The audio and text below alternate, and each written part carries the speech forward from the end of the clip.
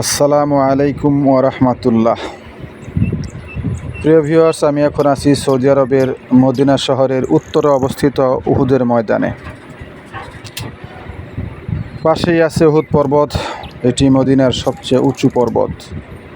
এখানে উহুদের যুদ্ধ সংঘটিত হয়েছিল। এই উহুদের প্রান্তরে নির্মমভাবে কাফেররা রাসূলুল্লাহ সাল্লাল্লাহু আলাইহি ওয়াসাল্লামের দাঁত মুবারক শহীদ করেছিলেন এবং তাকে আহত করেছিলেন।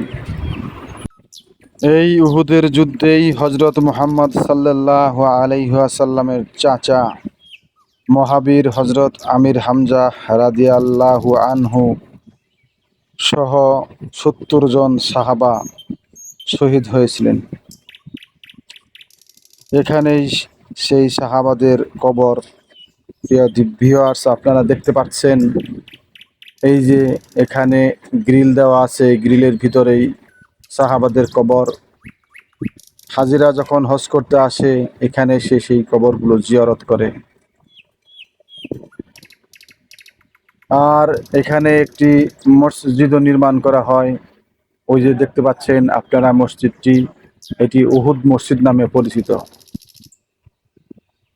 প্রিয় ভিউয়ার্স, আমি এখন আস্তে আস্তে মসজিদের দিকে এগিয়ে যাচ্ছি এবং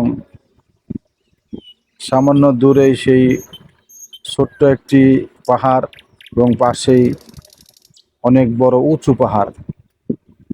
সে উঁচু পাহাড়ে আমার ওঠা তো সম্ভব না, কাজেই আমি এখানে ছোট্ট একটি পাহাড় আছে, সেই পাহাড়ের উপর উঠব এবং এখান থেকেই আপনাদেরকে উহুদ পাহাড়ের পুরো দৃশ্য দেখাবো।